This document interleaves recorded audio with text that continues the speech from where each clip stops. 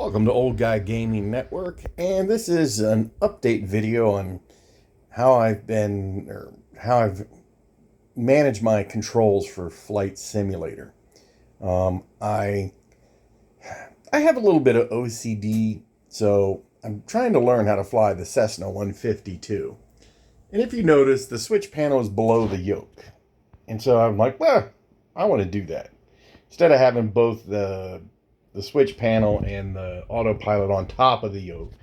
So what I did is I took it off the bracket, and I, believe it or not, I just used a big piece of strong Velcro that can quote unquote hold 15 pounds.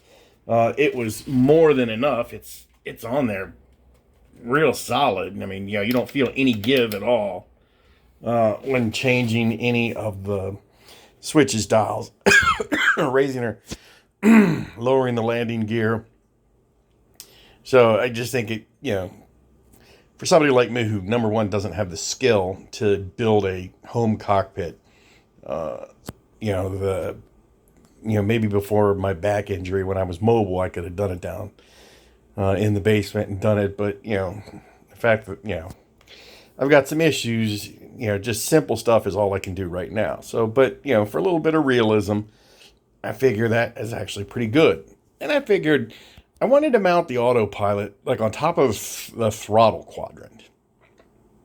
Because when you look at the Cessna, I mean, it's further over than that, but it's, once again, those particular instruments aren't on top of the yoke. They're off to the right. So now having it right on top of the throttle quadrant, you couldn't really push the buttons and everything because the throttle's getting in the way. So I took the old bracket, and then I cut out a piece of cardboard, spray painted it black, put the screws in, make it look like a blank panel, and the autopilot's on top of that. Now I had the same sort of idea of, let's Velcro it. It worked great the first day, but once I took it off the first time, it kind of sucks. So it flops around and it's really not very good. So literally right now what I have is my Thrustmaster, part of my Hodos, which, anybody who's had the Cougar Hodos knows that thing weighs about 10 pounds, 10, 12 pounds. So I kind of have it, sitting there. Now, what I plan on doing is I want to get like a 4x4 inch wood block, or maybe even a wood block that's the size of one of those panels, because there is 4 screw holes. When you mount the throttle underneath the desk, there are 4 screw holes on top of that mount. And now they're not the same as these. They're a little bit bigger.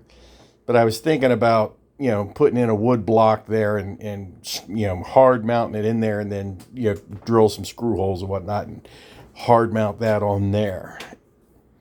And so maybe even a little lower, because, if I could cut it down to where the bottom of this lines up with the top of that, that'll lower it. And then that way, if I want to put a radio stack on top of it, it won't be so high where it's cutting off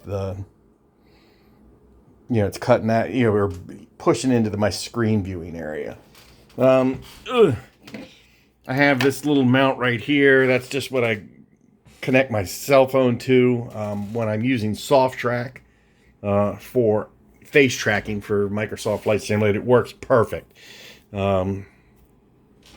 So that helps there. I still have my Razer Tartarus.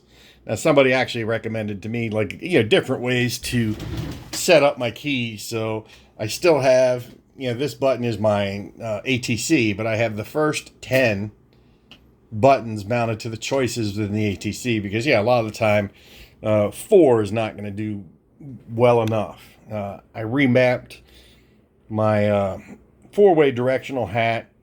Up is my VFR map. Forward is my checklists. And I forgot what down does. Crap. Well, let's see. No, down is my checklist. Forward is my nav log. That's right.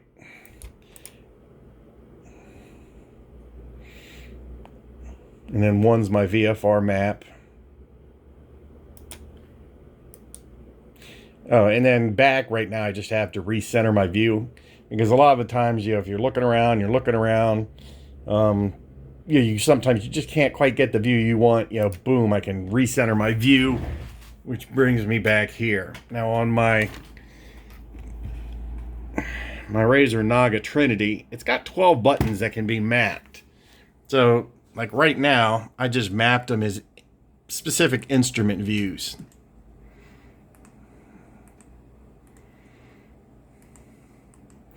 Which I know is kind of silly, with the I know it's kind of silly with the ability. I mean, I don't always use head tracking, but with the ability to do this, with the thumb directional pad, it's not not really necessary to have instrument views, but I couldn't really figure out what else I wanted to do with them, and so which I was going to say that. Managed to, try to cable manage everything, to make it nice and neat while it's on the desk. So yeah, that's just a quick update on, the evolving home flight simulator, simple base cockpit for me. Leave your comments below, like and subscribe if you will. Until next time, have a wonderful day.